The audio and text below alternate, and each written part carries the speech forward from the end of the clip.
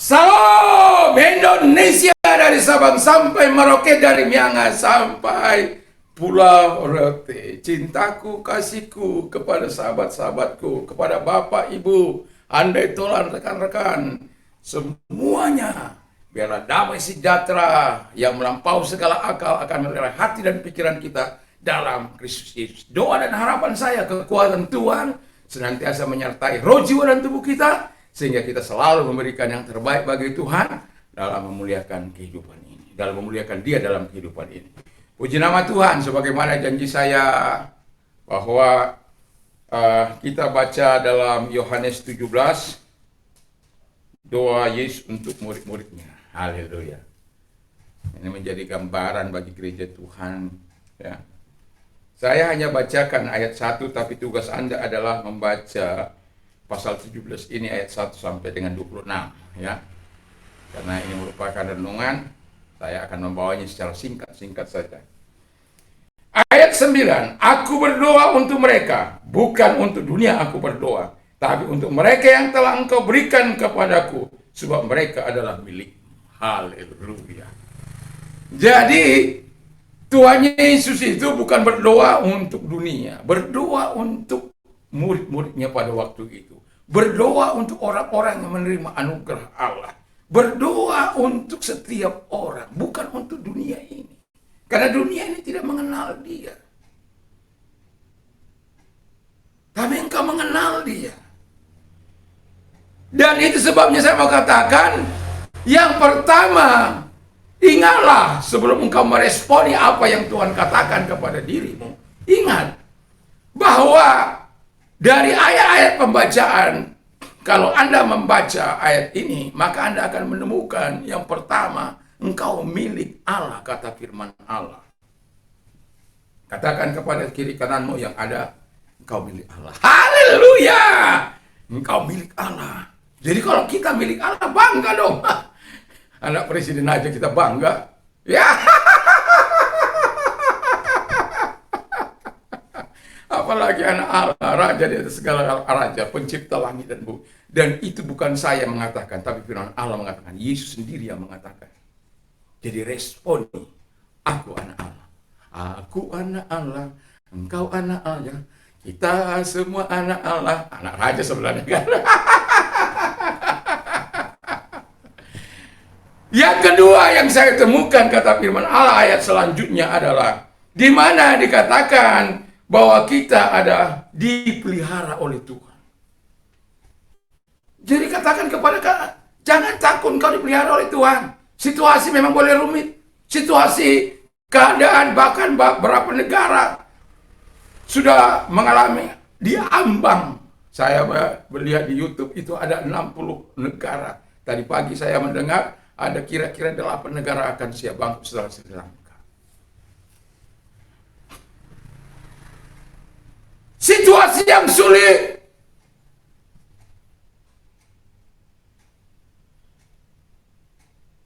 Keadaan yang sulit. Apalah kita harus seperti yang dilakukan oleh orang-orang yang putus asa. Istrinya dibunuh atau anaknya atau apanya. Apa kita akan lakukan karena kesulitan? Jangan dong. Kita milik Allah. Karena kita milik Allah, Tuhan pelihara kita. Katakan kepada saudara-saudaramu yang sedang ada di dekatmu, mungkin yang sedang mendengar. Kau dipelihara oleh Tuhan. Yang ketiga, engkau dilindungi Tuhan. Kok perlindungan Tuhan kan luar biasa. Haleluya. Saya bangga, saya sering memperkatakan ini. Saya adalah milik Tuhan, saya dipelihara Tuhan, saya dilindungi Tuhan. Jadi kalau engkau dilindungi Tuhan, karena Dia adalah Allah yang maha besar. Saya bangga mempercayakan iman saya, menaruh iman saya, menaruh harapan saya kepada Yesus. Bangga, karena apa? Diakuinya saya orang berdosa ini. Diakuinya saya yang pelin-pelan ini. Diakuinya sebagai anak. Diajarnya saya untuk bagaimana punya prinsip-prinsip kehidupan yang benar. Diteguhkan hati saya untuk melakukan apa yang menyenangkan hati Dia. Itu sebabnya setiap kali saya datang kepada Tuhan, saya katakan, Tuhan, saya butuh Tuhan. Saya butuh urapan Tuhan, saya butuh kuasa-Mu Tuhan. Saya butuh Engkau dalam hidup ini. Karena apa? Punya Tuhan, punya segalanya. Sukacita yang tidak pernah terbeli dengan apapun. Orang bisa punya uang, bisa beli makanan sedap, tapi bukan nafsu makannya. Saya ini termasuk orang yang kuat makan. Tapi saya juga orang yang kuat untuk berpuasa. Jadi kalau saya sudah agak over, saya bisa berbulan-bulan berpuasa. Hanya makan di malam hari. Sampai saya sangat menghargai keseimbangan. Ya, sangat menghargai keseimbangan. Itu sebabnya setiap malam atau setiap pagi saya menimbang badan saya. Saya bukan hanya berdoa lalu saya mengabaikan berat tubuh saya, tidak. Saya setiap hari mungkin 3-4 kali saya naik timbangan. Berapa sudah saya makan, berapa berat. Ya. Kadang kalau udah 1 kocor itu saya minum, itu udah 1 kilo lebih itu. Saya timbang itu. Dilindunginya kita. Supaya jangan sakit, supaya jangan apa. Dijaga. Katakan kiri kananmu, jadi saya dijaga Tuhan, kamu dijaga Tuhan. Haleluya. Dijaga.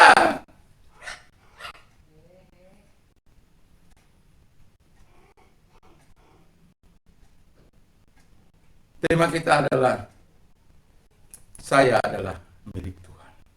Jadi kalau kita milik Tuhan, yang dijaga, dilindungi, dipelihara. Haleluya. Apalagi diberikannya firman Allah kepadamu. Dikuduskannya kehidupanmu. Karena saya tidak akan mungkin untuk terangkan satu demi satu. Tapi bacalah pasal 17 itu. Yohanes 17. Nah, yang saya akan tekankan adalah kalau Tuhan sudah memberikan firman-Nya, sudah menjaga kita, melindungi kita, kita menjadi miliknya.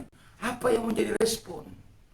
Karena tema ini adalah supaya kita ini menjadi satu, sama seperti Bapa adalah satu.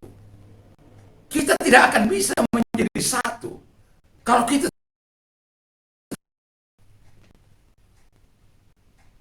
gerejanya harus bersatu. Hamba-hamba Tuhan harus bersatu. Sangat sulit. Makanya ada lagu saya, bersatulah, bersatulah, bersatulah, membangun kerajaannya. Bersatulah, bersatulah, bersatulah, untuk kemuliaan. Jadi kita bersatu membangun kerajaannya, bukan untuk kemuliaan organisasi, bukan. Bukan untuk kemuliaan pribadi kita atau gereja kita, bukan. Untuk kemuliaan Dia. Maka respon gereja atas doa Yesus itu seharusnya gereja harus mengasihi Tuhan kembali. Karena kita sudah menjadi milik Allah. Sudah selayaknya kita menjadi miliknya ini, mengasihi Dia dengan cinta kita yang sangat dalam. Kita bisa nyatakan itu di tengah-tengah perkataan kita, perilaku kita, tindakan kita.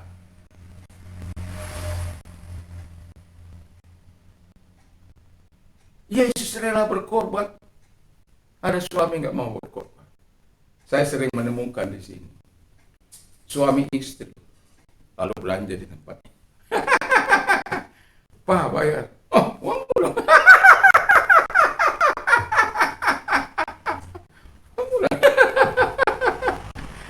Apakah Anda keluarga Kristen seperti uangmu? Uangmu bukan uangku, uangku uangmu. Uangmu bukan uangmu. Uangmu, uang.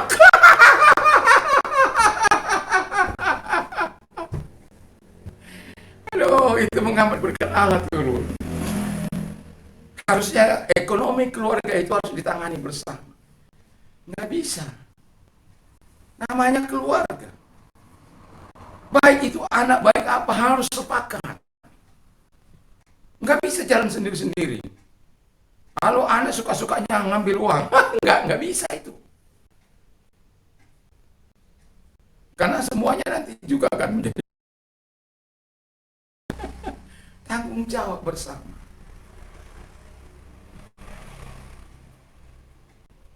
Kenapa?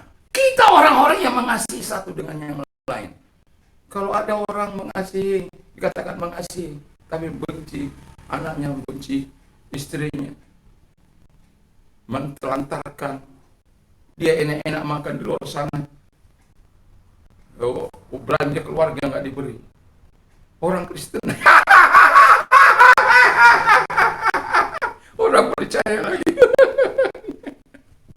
Ada suami-suami menikah, suami orang percaya,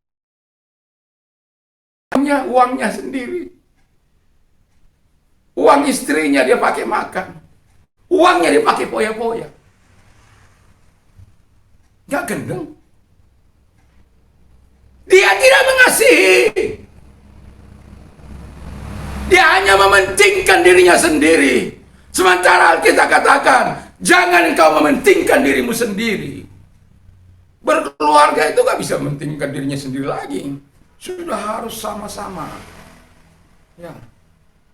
Kalau minta mobil, sama-sama berdoa minta mobil, kan gitu. Kalau sama-sama minta rumah, sama-sama minta rumah. Nah, kalau diberkati, jangan dipoyak-poyakan kan gitu. Jangan punya prinsip, masih ada besok. Semua akan ditambahkan kepadamu, katanya firman Allah. Tapi dia lupa, carilah dahulu kerajaan Allah dan kebenarannya, maka semuanya akan ditambahkan kepadamu. Dia tidak mencari kebenaran, dia tidak mencari kerajaan Allah, tapi mengaku akan ditambahkan.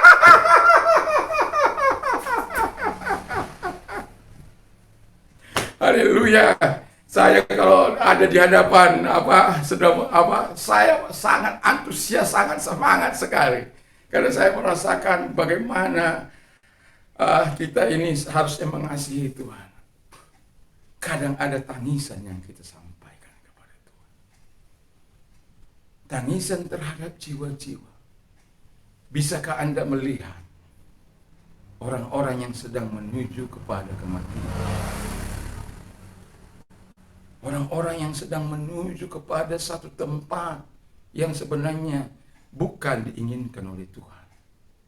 Tapi karena mereka sedang mengalami, kata firman Allah, diikat oleh roh yang lebih kuat dari mereka. Maka bersyukurlah pada Tuhan, roh yang ada padamu lebih besar daripada roh-roh yang ada dalam dunia ini. Termasuk kekuatan setan bersatu, gak akan mampu. Tapi asal kita bersama dengan Tuhan, bukan karena engkau hebat, bukan karena kita ini luar biasa, tidak. Kita menjadi luar biasa, ya. Tuhan itu ekstra. Kita ini ordinary. Jadi kalau kita bersama dengan Tuhan, extraordinary. Tuhan itu supra, kita ini natural. Kalau kita bersama dengan Tuhan, supranatural. Haleluya! Bukan karena kita hebat, bukan karena kita luar biasa, bukan. Tapi karena Tuhan. Karena Tuhan.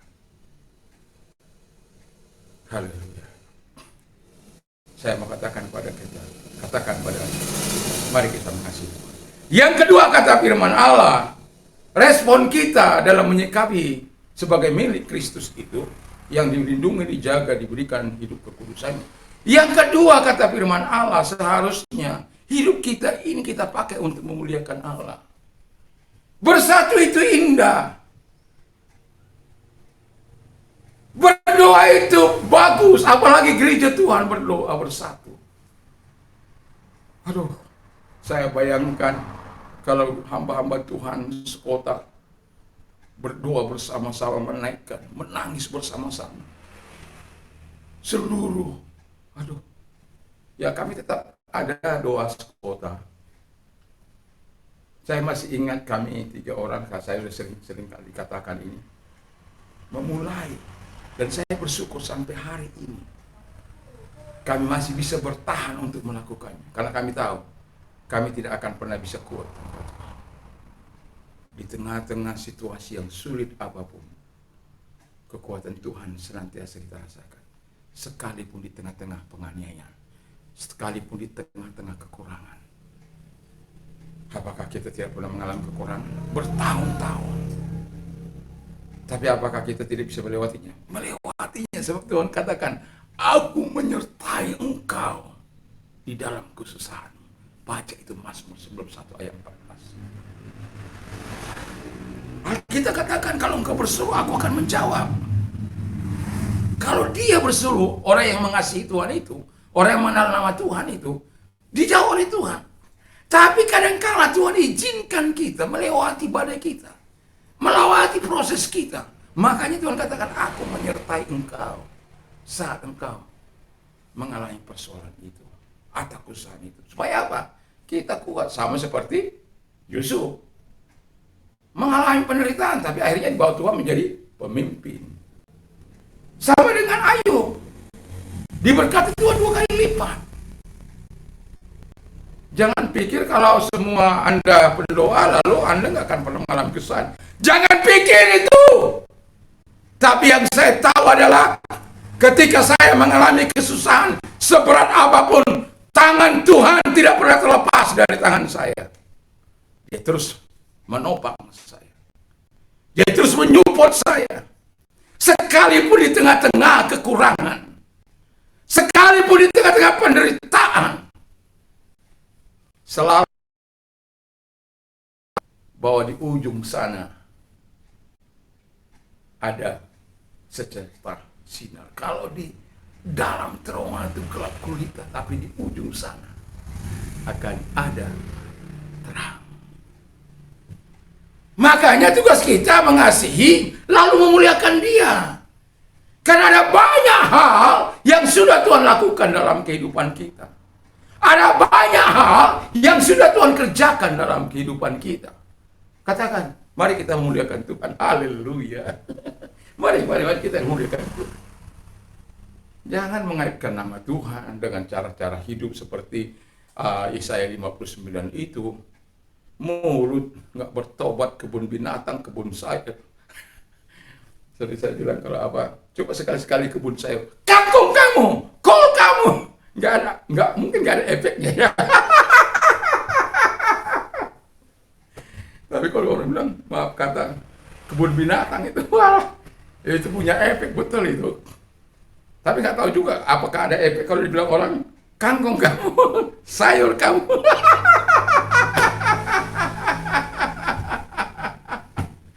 Nggak tahu, tapi bilang sekali lagi sama teman, mari kita memuliakan Tuhan. Mari kita pakai hidup kita ini untuk memuliakan Tuhan. Yang ketiga, kudus. Hidup dalam kekudusan Tuhan. Dalam 1 Yohanes 1 Petrus 1 ayat 15 dan 16. Di sana dikatakan, ayat 16 dikatakan, be holy, for I am holy.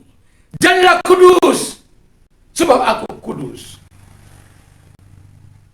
Ayat 15 yang dikatakan, supaya kita dalam semua perbuatan kita kudus, karena Dia yang memiliki kita adalah kudus.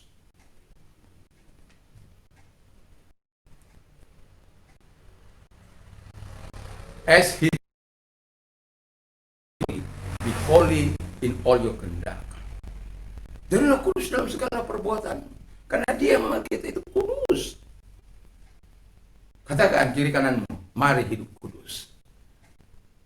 Kalau kebun binatang ada terus di dalam mulut kita, itu bukan hidup kudus. Kalau kebun binatang selalu menjadi bagian kita, Kalau di Sumatera itu dulu saya selalu ngomong kata-kata yang kotor. Ya. Tapi saya bersyukur setelah saya menerima Yesus, beri hatinya, beri yang enggak yang sia-sia itu. Sampai sering kali katakan, Tuhan tolong orang selamatkan. Di daerah ini juga seperti itu. Orang-orang yang tidak mengalami pertobatan akan selalu mengatakan hal-hal yang seperti itu. Karena dunia mengajar mereka seperti itu. Sementara Tuhan mengajar kita, yang sudah kita ini menjadi milik Tuhan, untuk kita mengasihi, untuk kita memuliakan Tuhan. Kalau kita mengasihi, bisa nomor satu. Kalau kita memuliakan Tuhan, sama bisa dong. Makanya kenapa saya katakan doa supaya api doa itu menyala seluruh Indonesia, bahkan seluruh dunia ini. Kita berdoa bersama-sama, berdoa menyatukan tekad. Kan ingat firman Allah, ketika Salomo mendirikan bait Allah, Tuhan katakan begini, kalau aku menutup langit, tidak ada hujan, mengirimkan belalang pelahap menghabisi negeri, lalu atau bencana, plague, sampar. Jika umatku datang merendahkan hati, mencari wajahku, bertobat dari jalan-jalannya yang jahat dan berdoa, aku akan memulihkan negeri mereka. Dan itulah yang sedang saya katakan, Tuhan, pulihkan negeri kami yang sedang keadaan susah. Tapi saya bersyukur bahwa pemerintah masih mau menyuplai atau mensupport keadaan rakyat. Kalau saya dengar bagaimana harusnya 17.000, kita hanya beli Pertalite 7.650 ya kira-kira. Kalau kemudian solar yang begitu murah 5.000, itu apanya seharusnya 18.000. Saya katakan, memang situasinya berat. Itu sebabnya kita perlu berdoa. Gereja Tuhan perlu berdoa supaya negeri kita ini pulih di tengah-tengah situasi, walaupun sesulit apa. Kita saling mendukung satu dengan yang lain. Saya ada di negara ini, bukan berarti saya harus saya nggak bisa berbuat apa-apa. Tapi Alkitab katakan kau bisa berdoa. Doakan pemimpin-pemimpin kita. Doakan semua orang. Doakan. Karena doamu dapat menentukan nasibmu, nasib negeri ini, nasib bangsa. Tuhan, Dia penggenggam langit dan bumi. Dia yang menciptakannya. Dia yang mengendalikannya, Dia yang mengontrolnya. Jadi kalau engkau katakan, Tuhan tolonglah Indonesia, kita sama-sama umat Tuhan merendahkan hati, bertobat dari jalan-jalan kita yang jahat, menangis di hadapan Tuhan, berdoa di hadapan Tuhan.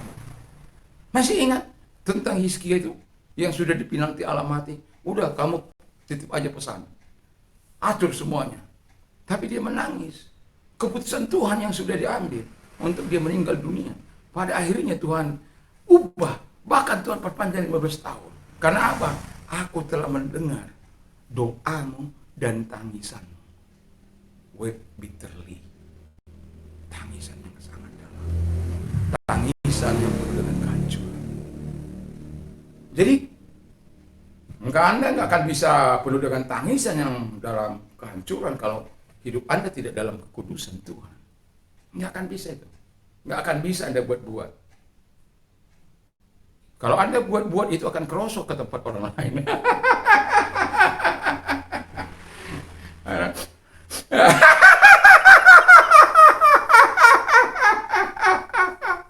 Kerosok itu rohnya. Hidup dalam kekudusan Tuhan. Tangisanmu akan dilahirkan dari batin yang paling dalam. Doamu akan naik dari hati yang paling dalam karena cinta kasihmu kepada Allah. karena kasihmu kepada Allah, di mana engkau mengasihi Dia, ingin memuliakan Tuhan, hingga engkau mau hidup dalam kekudusan. Lalu yang terakhir adalah beritakan firman Allah. Sampaikan kepada saudara-saudara kita, bersaksi itu bukanlah dosa. Menyatakan hal-hal yang baik bukanlah dosa. Kita bersyukur di era teknologi sekarang ini tanpa batas. Yang tidak boleh adalah pemaksaan. Negara ini menjamin setiap orang untuk menganut kepercayaannya kepada yang dipercayainya. Karena kita agama Syiah, mau tidak mau, kita harus bisa mempengaruhi satu dengan yang lain. Tapi jangan pengaruhi dengan kekerasan. Jangan pengaruhi dengan kasih dari Yesus. Anda mungkin nggak bisa, ada badan-badan misi. Support mereka. Support. 1.000 kah, 2.000 kah, 3.000 kah, 5.000 kah?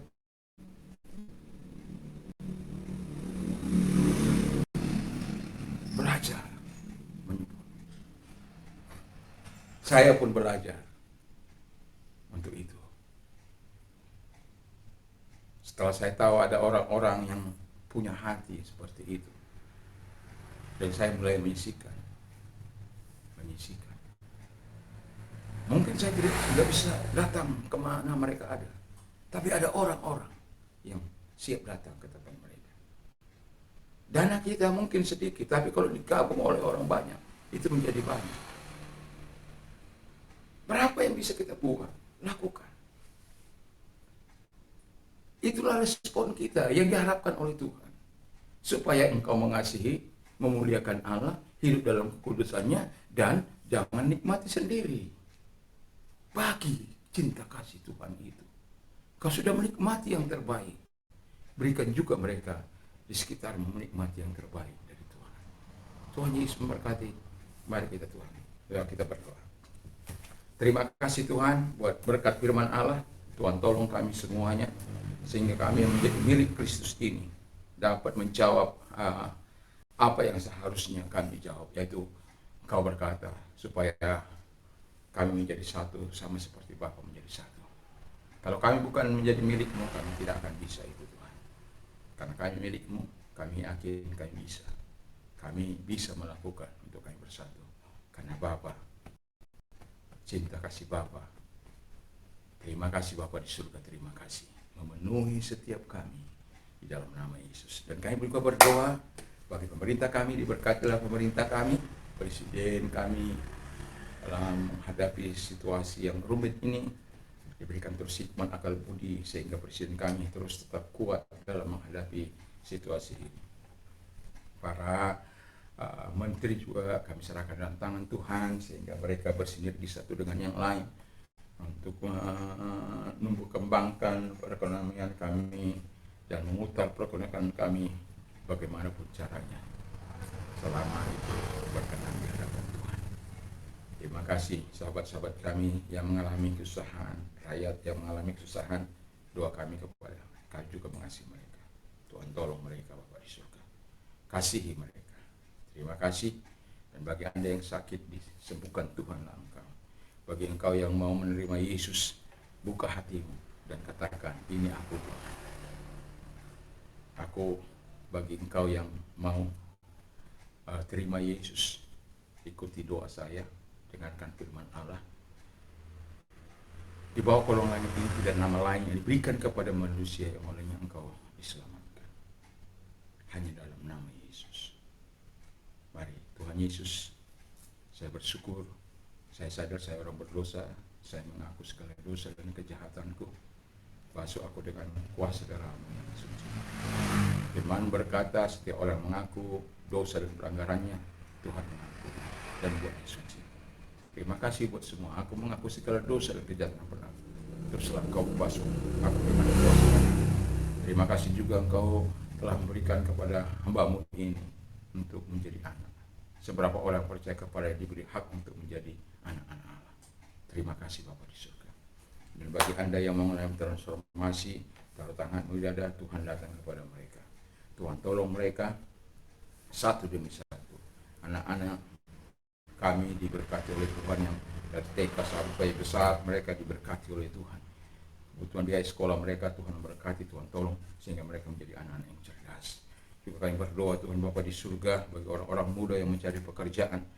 Tuhan, ada tentu mereka telah punya mimpi, ada yang mau ke bisnis, ada yang mau ke bidang spiritual, ada yang mau di Tuhan Bapa di surga politik. Tuhan tolong sehingga mereka bisa hidup seperti para panutan mereka, terlebih seperti Engkau Yesus. Terima kasih. Kami tahu ada Sadrak Mesak Abednego yang bergerak dalam bidang politik, ada seperti Abraham, Ishak dan Yakub, Ayub yang bergerak dalam bidang bisnis, di mana mereka sungguh-sungguh diberkati dan bisa menjadi berkat. Ada orang bergerak di bidang spiritual seperti Timotius, Samuel dan lain sebagainya. Samuel pemimpin yang hebat. Dia pemimpin umat sekaligus pemimpin rohani. Sebagai nabi yang Tuhan percayakan. Ada banyak jabatan yang dia miliki. Hanya untuk membawa bangsa Israel ke dalam perkenanan. Terima kasih. Kami bersyukur, kami berterima kasih. Biarkan berkat-Mu senantiasa menyertai kami. Kami berdoa dalam nama Yesus. Amin. Salam Indonesia, salam Nusantara. Sampai ketemu lagi. Tuhan Yesus memberkati.